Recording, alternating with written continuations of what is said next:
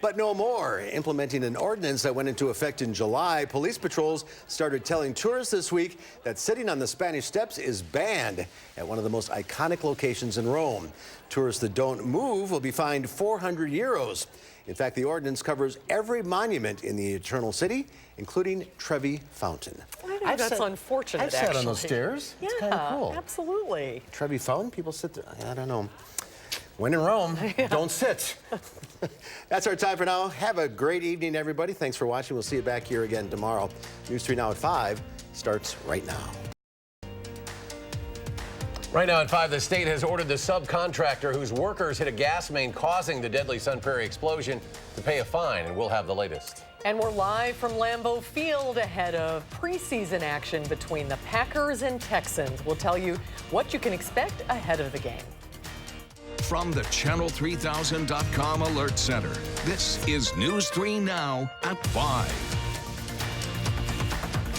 And thanks for staying with News 3 Now. A Northside woman is safe tonight after a stray bullet entered her apartment and hit her in the middle of the night. It happened near the intersection of Northport Drive at Kennedy Road. Madeline O'Neill is here to tell us why police say it was inches from being the city's first homicide of the year. Maddie? Really a crazy story, Susan and Eric. Not counting things like vehicular homicides, Madison police say there haven't been any murders so far this year.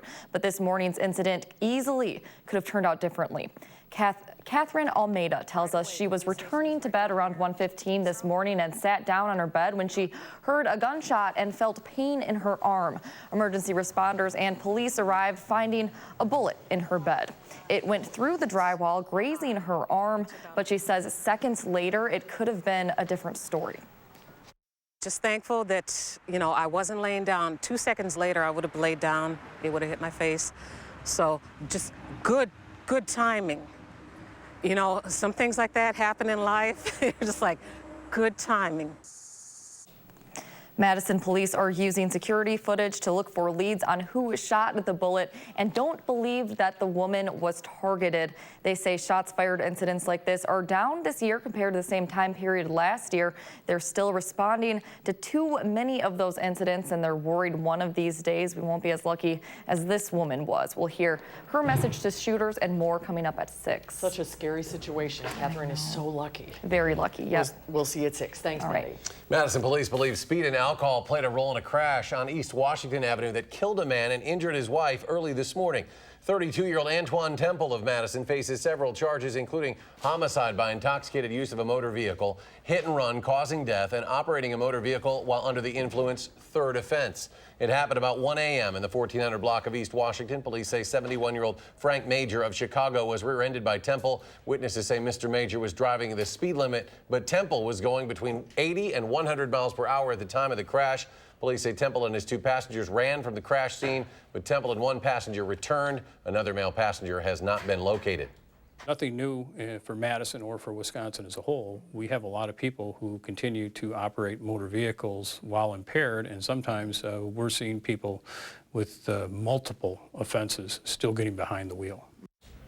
Temple, his passenger, and Major's 69-year-old wife all suffered minor injuries. A Michigan woman has died following a crash between a cement truck and a car in Sun Prairie. 24-year-old Hannah Kita was killed in the crash. It happened around noon yesterday near Highway 19 and Town Hall Drive, the intersection there. The accident remains under investigation. State officials say they hope the deadly explosion in Sun Prairie last summer serves as a wake-up call for those in the construction business. The Public Service Commission voted today to fine the subcontractor who struck the gas main causing the explosion. Rose Schmidt explains their decision. Rose.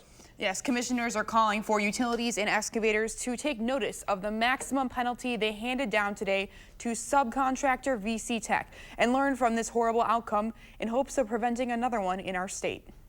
All in favor? Aye. Aye.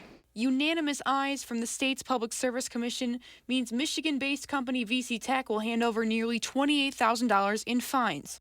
VC Tech, I think, knew or should have known that what they were doing before they put those machines in the ground could have caused harm, and it caused harm in the worst possible way. 3 commissioners found probable cause that the owner of VC Tech broke state law when he failed to call Diggers Hotline before digging in downtown Sun Prairie last summer. It literally is a life or death communication that has to be done. VC Tech workers were installing a fiber optics line for Verizon when they hit a natural gas main, causing an explosion that leveled several buildings and killed Fire Captain Corey Barr. I hope what happens today is that the people who are in the business of locating, marking, and then ultimately excavating and putting this equipment into the ground understands that this is extremely serious.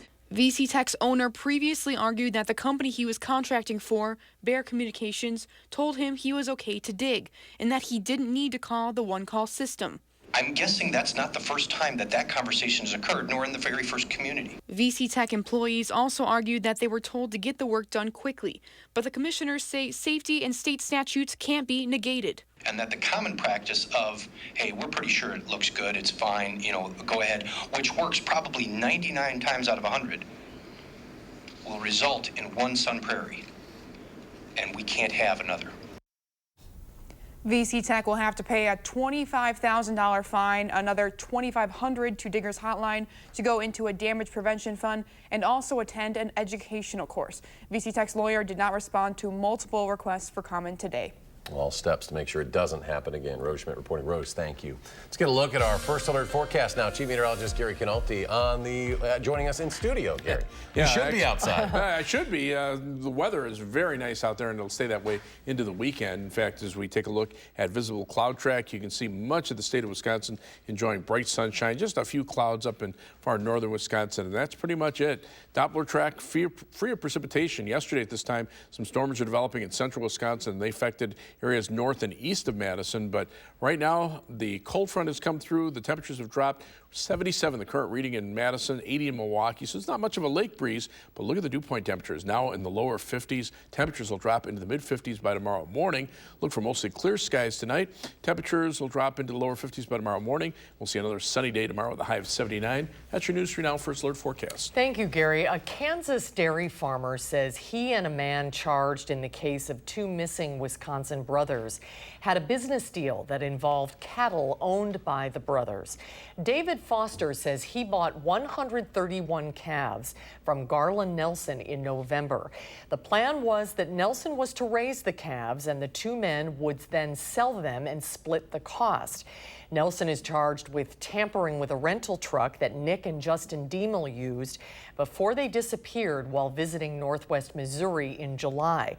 Foster said 100 calves for the deal belonged to the Diemel brothers, and he says 96 calves died. Crews are cleaning up in Green Bay after an EF0 tornado last night. National Weather Service says winds reached about 85 miles per hour during that storm. The tornado's path, about 6 miles long. There were no reports of any injuries. Power has now been restored to about 13,500 customers, although some customers do remain without power. Now, this is Green Bay's first tornado since back in September of 2005. A firefighter has minor injuries following a fire in Mount Horeb this morning. Firefighters were called to a home on the 1000 block of Vista Ridge Drive just before 4:30 this morning.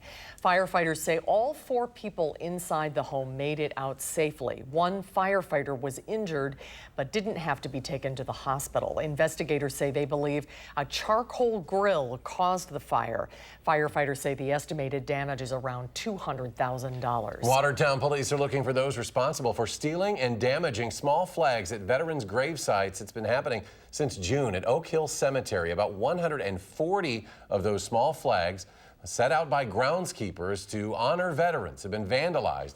Captain Ben Olson with Watertown Police Department says each time they've been replaced, it happens again. They've set out trail cameras to try to catch those responsible, but haven't come up with any suspects. The American Legion Post 189 now in Watertown is offering a $1,000 reward to find those responsible. In more local news, an area college is teaming up with a local nonprofit to deliver fresh produce. REAP Food Group is launching a pilot program that will bring locally grown produce to Madison students and area hospital patients. Through this program, Madison College is providing a place for the produce to be washed, cut, and packaged for delivery to the Madison Metropolitan School District, UW Dining, and UW Health. The program also helps out local farmers.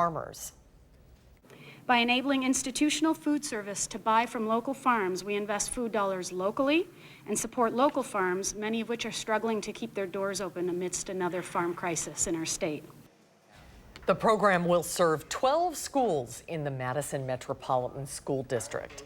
After 2 days of joint practices earlier this week, the Green Bay Packers and the Houston Texans are getting ready for preseason action. And our Melissa Kim joins us live from Lambeau Field ahead of the matchup. Melissa? Well, good evening, guys. Yeah, you know, yesterday Kevin Lewis and I were jokingly trying to figure out, would there be more Aaron Rodgers jerseys here tonight or more J.J. Watt jerseys here tonight? And looking around the stadium as fans starting to come in right now, there are quite a few number 99 jerseys that are red and blue because we all know how much this state loves J.J. Watt. He's been here all week with the Texans. They've been having joint practices, like you said, with the Packers, something some players, maybe Aaron Rodgers, hasn't really been a fan of. But for the Pewaukee native and former Badger standout, it is a dream come true. I stood outside of those fences, and I watched practice through the fence, and I watched the bikes be ridden, and I stood over by the players' parking lot and tried to get autographs. So it's a pretty special thing. It's pretty unique. It's pretty cool. I literally dreamt about this as a kid. So to be able to practice on these fields that I watched Brett Favre practice on, there's not going to be too many days like this in my career. So I'm very thankful and grateful that I got to have it.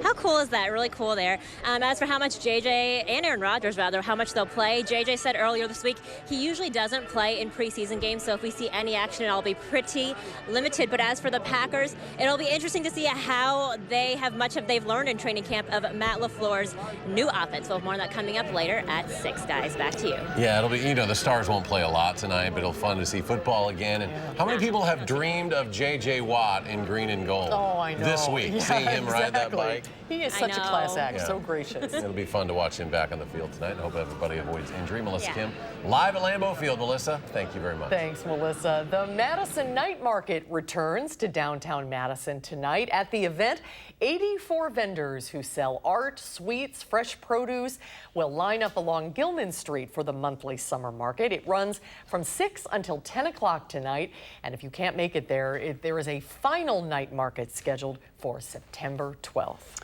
And more to come on News 3 Now at 5. Up next, after the largest immigration enforcement raid in U.S. history, communities are rallying behind those left behind, the children. We'll explain. And then coming up tonight at 6, a Janesville woman is asking for help finding her wedding ring that went missing at Palmer Park. How you can help coming up at 6. And a strong Thursday of trading recaptures all of the early week losses on Wall Street. The Dow up 371 points today. The Nasdaq adds 176. The S&P gains 54. We'll be right back.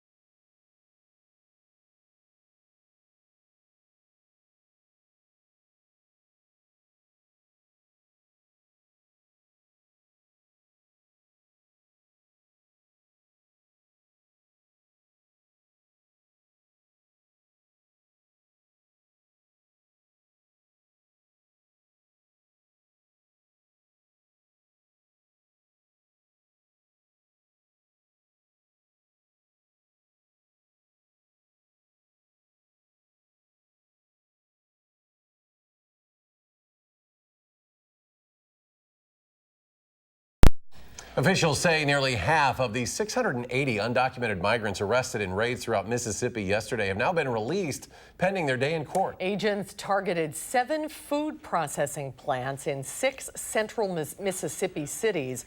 The raids had been planned for more than a year as part of an ongoing criminal investigation. Hundreds of federal law enforcement officers detained the migrants and processed them at a now empty National Guard airport hangar. Some of the children left alone were taken in by neighbors. Others spent the night at local schools. Jordan Barnes, the owner of a boot camp fitness facility, also opened his doors. Everybody does need to have the kids, needs to hold the kids first and foremost in their mind. And that's what we've tried to do here, is just give them a place to stay, just to kind of ease the pain.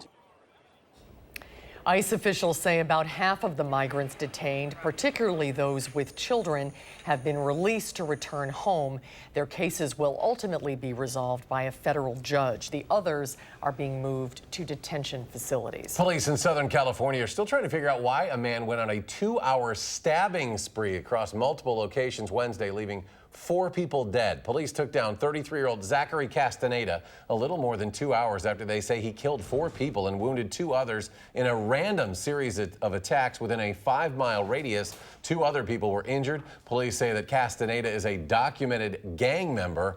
He's now scheduled to face a judge tomorrow. CBS News confirms the mother of El Paso shooting suspect Patrick Crucius called police in Allen, Texas, weeks before the massacre at an El Paso Walmart because she was concerned about her son owning an AK-style assault rifle. The family's attorney said Lori Crucius had, quote, absolutely no fear of violence nor any belief of an intent to do any harm. Instead, she was concerned about her 21-year-old son's age and lack of experience with that type of firearm. President Trump visited shooting victims, medical staff, and first responders during stops in El Paso and Dayton. The president's trips to the cities impacted by the 2 mass shootings was not without criticism or controversy. The news media was not allowed in, but a viewer gave this video to the CBS El Paso affiliate showing the president slamming Democratic presidential candidate Beto O'Rourke, an El Paso native. Then you had this crazy Beto. Beto had like 400 people in a parking lot. They said his crowd was wonderful. It's very insulting to us that he was here.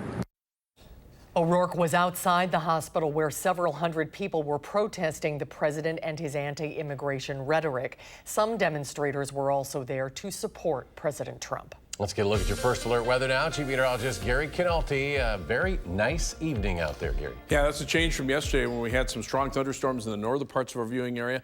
Also had some strong storms just about everywhere on Monday, but things have been pretty quiet and will be quiet for the next couple of days. And if you remember, it was about this time last year that we started to get into a very active weather pattern. And over the last 365 days, or basically from the beginning of August of last year to the end of July this year, we have picked up 51.75 inches of rain over that time period. That's the 3rd wettest time period. You have to go back to 2007, 2008, 2016, 2017 to see more precipitation. But notice that these 3 years with the highest amounts of precipitation over that time period have occurred just within about the last 10 or 11 years.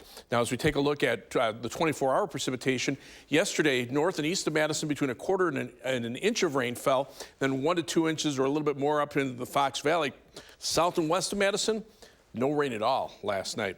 And over the last 5 days, you can see this area here, a widespread area of about 1 to 2 or locally 3 inches with some heavier amounts. So we've had a fair amount of rain, but the weather pattern over the next couple of days, like I say, will be quiet. We're not expecting any rain here in Madison. And of course, the severe weather last night, that tornado report in Green Bay, but also some wind and hail reports north and east of Madison. Again, the storms missed our southwestern viewers. And tonight, things are very quiet, hardly any precipitation anywhere across the upper Midwest. As we look at the live view from the Quebe Radio Skycam in Platteville, not a cloud to be seen on that view. The WISC Skycam also showing mostly clear skies. Well, maybe one tiny little cumulus cloud on the western horizon there. And the Edgewater Skycam in downtown Madison also showing mostly sunny skies. As we check out the almanac for today, Like I said yesterday, the humidity and the temperatures are going to drop. So far, our high today is 77, low temperature 64. Right now, we're at 77 degrees, but winds out of the west-northwest at 9 miles per hour, bringing in drier air. Take a look at that dew point temperature. Yesterday, it was in the mid-60s. Now it's in the lower 50s, so it feels much more comfortable with the lessening of the humidity. Temperatures at night will cool off. Last night, temperatures were in the upper 40s in northwestern Wisconsin and in the 50s in the northern part of the state. That's the area that we're going to be looking at for tonight. Current temperatures are in the upper 70s to around 80 degrees, 80 in Milwaukee and 81 degrees in La Crosse. But notice the dew point temperatures, again, in the upper 40s to lower 50s, the 60-degree plus dew points down to our south and moving away from us. So as we look at weather tracks, skies have cleared out very nicely across the northern part of the United States. The jet stream has sagged southward just a little bit, allowing some of that cooler Canadian air to move in and keeping the bulk of the heat centered over Texas and Oklahoma back into the southwestern part of the country. And this front is the dividing line between the more humid air to the south and the drier and slightly cooler air to the north. Not a big difference in temperatures, 70s, mid to upper 70s here, mid 80s to the south. But again, with the dew point temperatures in the 70s and above from Kansas City southward, compare that to the 40s and 50s that we're seeing here, the air much drier. So for tonight, look for mostly clear skies. Comfortable, low temperature dropping off to 56 degrees. You can crack the window open and probably turn the air conditioning off for a while. 79 the high temperature for tomorrow with mostly sunny skies. Another pleasant day. On future track, you'll see very little in the way of cloudiness and hardly anything in the way of precipitation. Mid 50s for low temperatures tonight. High temperatures tomorrow, upper 70s to around 80. For tomorrow night, we're back into the mid 50s. Maybe a few more clouds late tomorrow night. Thunderstorm chances are very slim. I think we could see them late Saturday night into Sunday. During the day, Saturday, high temperatures will be in the upper 70s to the low 80s. And you can see those temperatures, upper 70s to low 80s for much of next week. Best chances of rain, I think, will be on Tuesday. Other than that, just slight chances for rain off and on through the following weekend. As we take a look at first alert traffic right now, well, for some reason, we've gone past the graphic there. But at first alert traffic, we are seeing some delays on the Beltline. Other than that, things looking pretty good. That's your News 3 Now first alert traffic. All right. Thank you, Gary. Ahead on News 3 Now at 5. If they build it, fans will come. We'll have details on the first Major League Baseball game ever to be played on the iconic Field of Dreams.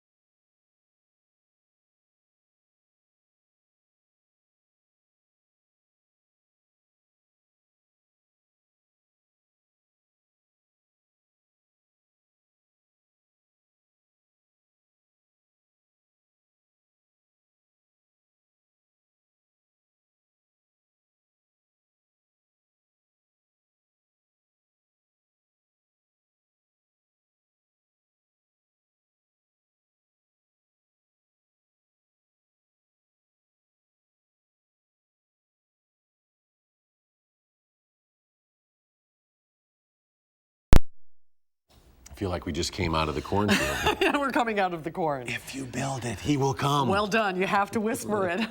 Major League Baseball will put that famous Field of Dreams quote to the test next year with a White Sox-Yankees game that will be played in the middle of the cornfields of Iowa. Pretty cool. Tom Hansen reports from New York. Major League Baseball will make the Field of Dreams a reality next summer. If you build it, he will come. The league is taking a page from the script of the iconic 1989 movie that starred Kevin Costner and James Earl Jones. Is this heaven? No. It's Iowa. On August 13th, Aaron Judge and the New York Yankees will play the Chicago White Sox on a ball field that the film crew carved out of a cornfield in Dyersville, Iowa. People will come, Ray. They'll come to Iowa for reasons they can't even fathom. MLB will construct a temporary 8,000-seat stadium for the event. That's nearly twice the population of Dyersville, but tiny compared to the big crowds these teams usually attract. That's the joy and beauty of it, of being that intimate experience. And again, because it's a first time ever event, bringing it to the field, it's going to be just a unique experience for fans. In recent years, Major League Baseball has looked further afield for places to hold games. Earlier this season, the Yankees and Red Sox played in London, England. Games are also held at the Little League World Series in Williamsport, Pennsylvania, and at the College World Series in Omaha, Nebraska. Now MLB is taking to a Field of Dreams to showcase America's pastime. Tom Hansen, CBS News. That is going to be so cool. It's going to be something. It's going to be the first Major League Baseball game ever played in Iowa. Of course, the state is home to several minor league teams, including the Iowa Cubs, the Cubs AAA affiliate. That'll be something to watch. Yeah. A lot of people from Wisconsin probably check that out as well. Next summer, Yep. this time next year. That'll be cool. All right, we'll have another Check Your Forecast in just a moment. Stay with us.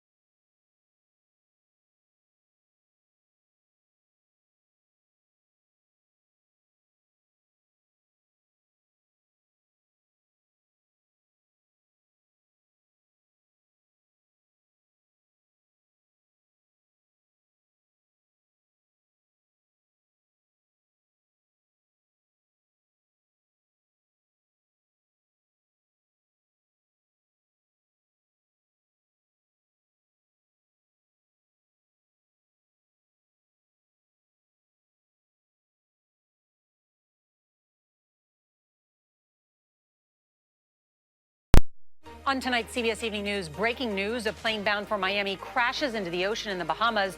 The people on board are rescued by a fishing boat. Eye on America. Members of the Latino community tell us they are living in fear in the wake of the El Paso shooting. And a fighter pilot killed in the Vietnam War finally comes home on the wings of his son. A story you don't want to miss tonight on the CBS Evening News. Boy, these are days to savor. Yeah, you know, like I said, that cold front came through with the thunderstorms last night, and now the temperatures have dropped a bit, but the humidity has dropped even more. 77 degrees right now in Madison, most areas in the upper 70s. Look at those dew point temperatures, lower 50s, even a few upper 40s. So a high of 79 tomorrow, low 80s for the weekend. Just slight chances for rain, maybe Tuesday a little bit better chance, but most of next week should be dry as well, which is good news. High temperatures generally around 80. We're back in 30 minutes for News 3 Now at 6. Stay tuned for the CBS Evening News.